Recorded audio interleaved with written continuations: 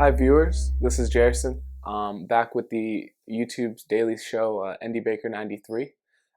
Nick just asked me a question about why and how I worked to set up the Haven mission statement for our group, and so I'm about to explain. Let's tell a story.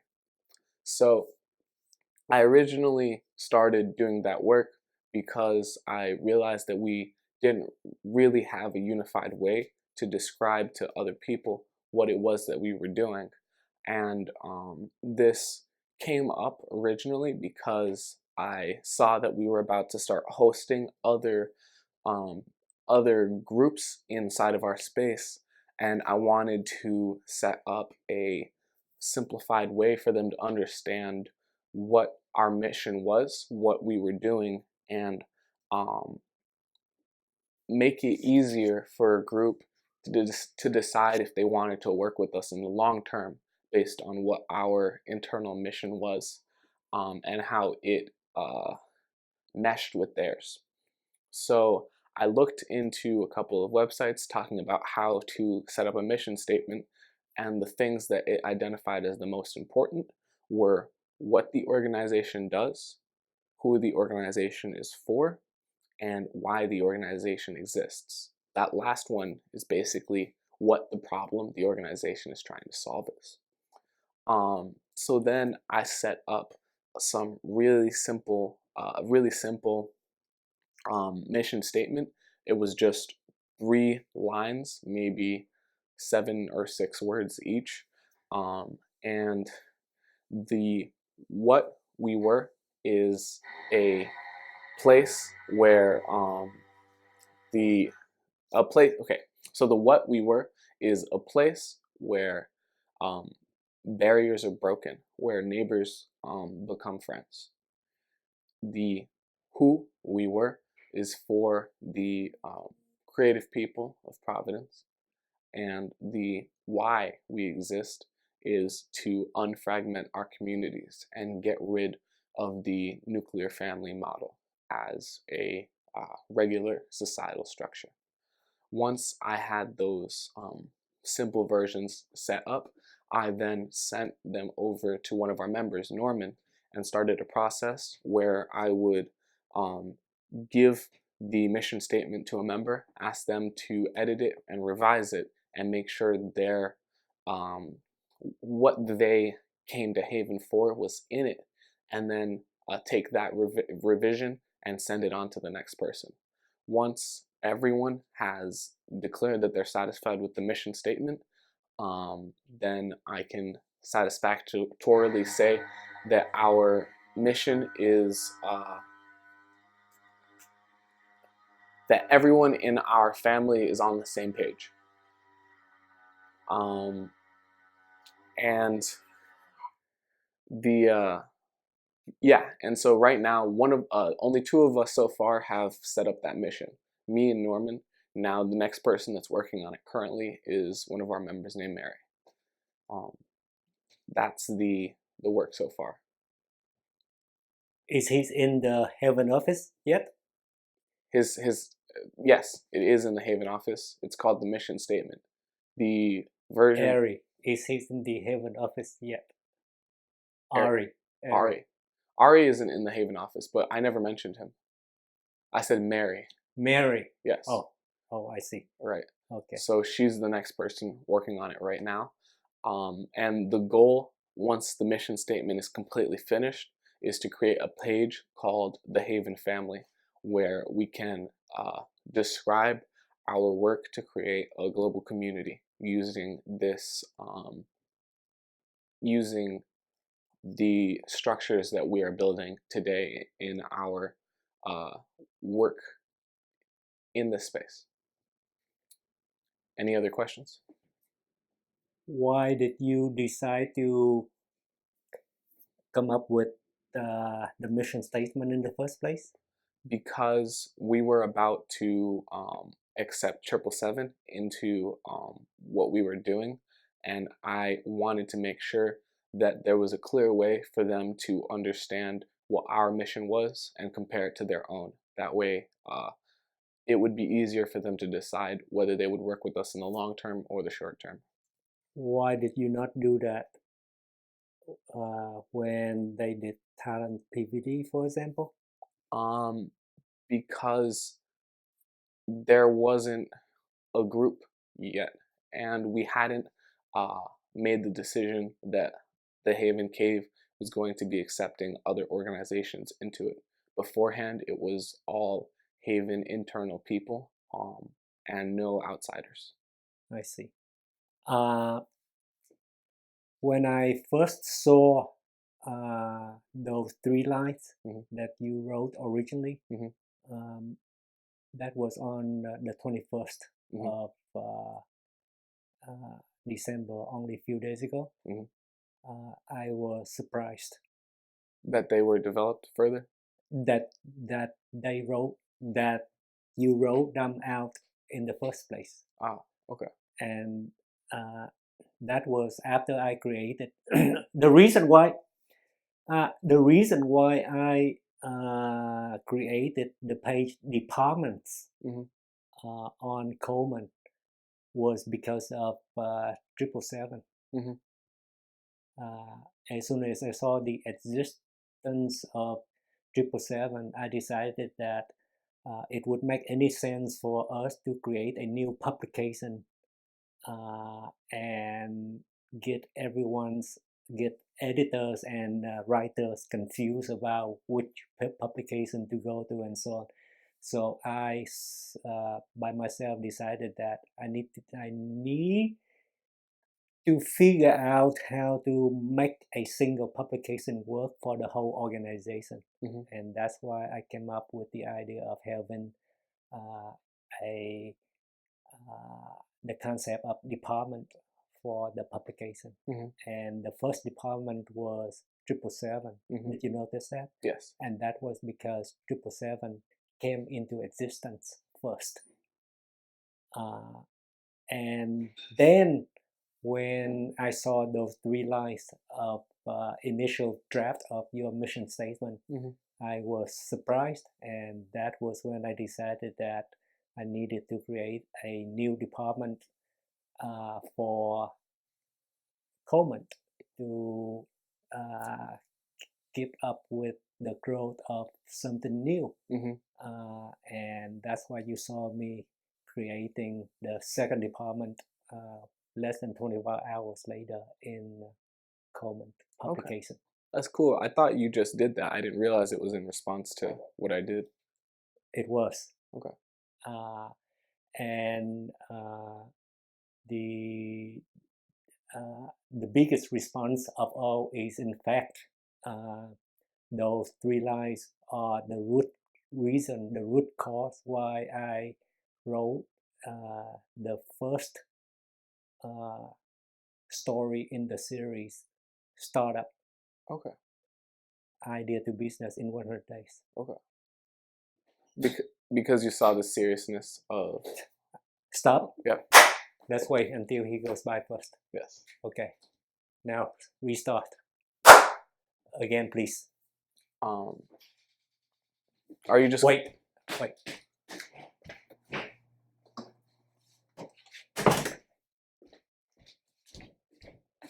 Okay, restart. Okay.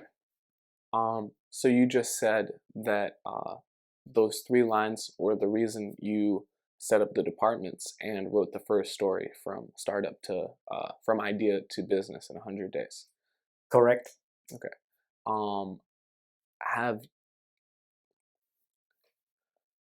Why was that such a powerful 3 lines for you? Because that is the first evidence, the first proof that we have leadership writing from Jason for the first time ever. Okay. That's awesome. It made sense. Like, the moment I saw that there were other organizations coming in, we needed some kind of a mission.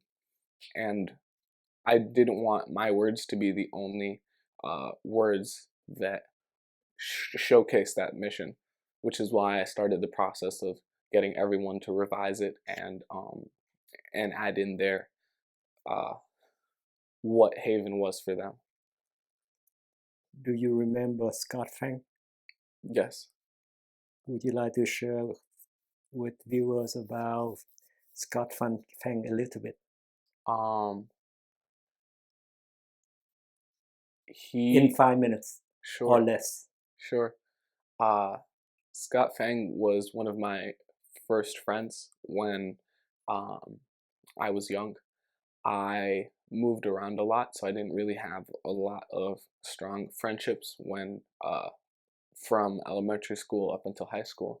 But then when I was in high school, I really fought to not move so that I could like spend time with my friends at the Johnston High School. And he was one of the first people that I like. He was the first person I made a strong connection with when I was at that school. And up until high school, I was pretty much just a bookworm. Like I didn't really interact with people too much. And spent all my time reading. So when I was in high school, I started making a shift and wanted to work more on my like social skills and my friend group. And he was somebody that I kept coming into contact with that I really liked. And so I just sort of tried to make a deep connection with him back when in my freshman year of high school. And I gotta tell you, I definitely what I did worked, but I wouldn't recommend that anybody else go about making friends this way. Um, he and I had been like school had ended. It was the school day had just finished in the fall, I believe, and he lived right next to the school, not even 5 minutes of a walk to get to his house. And he and I somehow ended up deciding to walk to his place together. When we got to his house, he told me that he wasn't going to be able to let me in because his parents didn't like him inviting people over, and he wanted, his parents didn't want him to invite people over. And he had already opened his door, so I kind of looked at him and, smiling a little, took off my jacket and I threw it inside and I said, "But look, my jacket's already inside." And then he looked at me and like scratched his head a little and he was like, "Jerson." And then I took my shoes off and then I put them inside as well, nice and gently. And I said, "And now look, my shoes are already inside." And then he, still trying to decide what to do about me, about my actions, was kind of like stunned a little. And then I like shifted him slightly to the left, and then I stepped inside, and I went, "And now I'm already inside."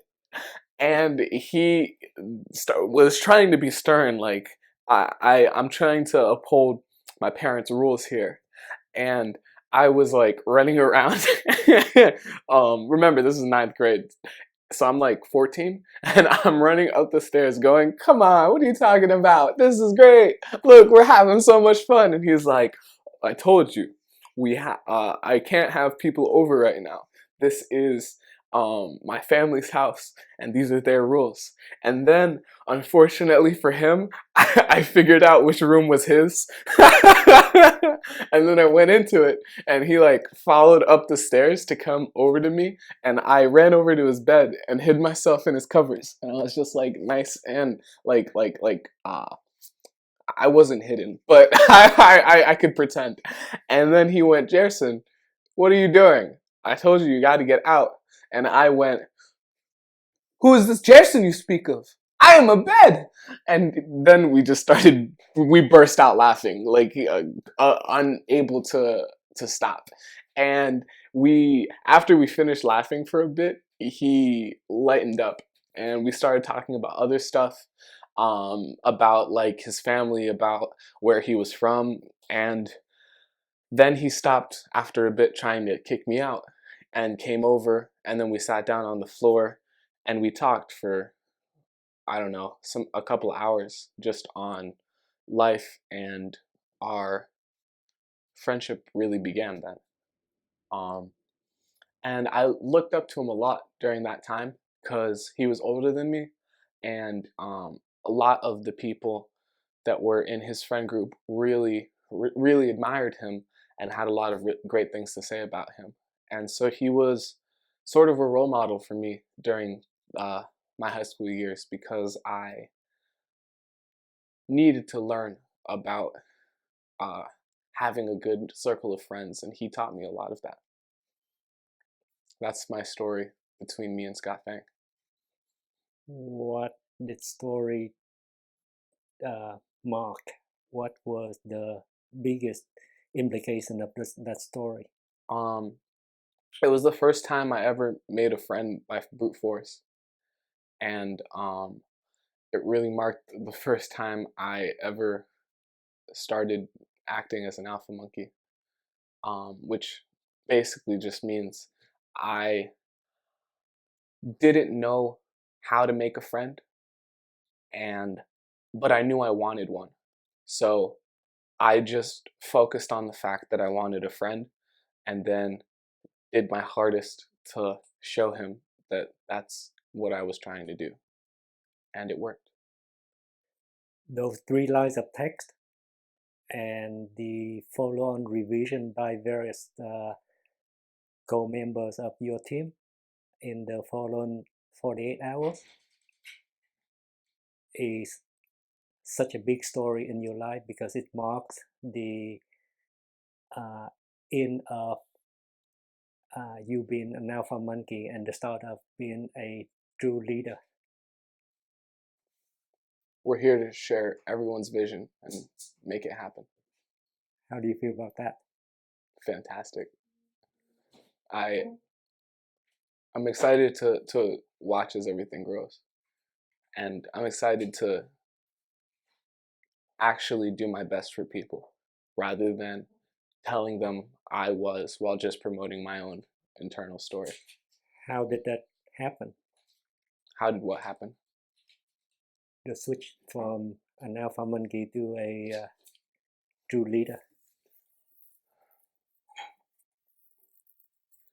It took a long time, and it took a lot of people reminding me that I was being selfish and calling me out for my narrow-minded focus, because I made one of my closest friends angry a few times in this year, because I kept just trying to promote my own internal story instead of working on being part of a collective group. And because I kept doing that, I kept not recognizing when other people in the group were doing really important things for themselves and stepping up. And every time they did that, instead of recognizing it, I just compared it to the internal story I was putting on in my head. And if it wasn't in line, I shut it down. And that's not how a leader should behave. How should a leader behave? His first thoughts should be on the group's collective needs, and he should be focused on recognizing the most important moments for each member of the group, rather than focusing on promoting his own internal importance.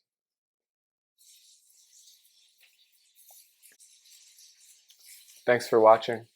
This has been the YouTube Daily Show, NDBaker93, and I hope you enjoyed this story.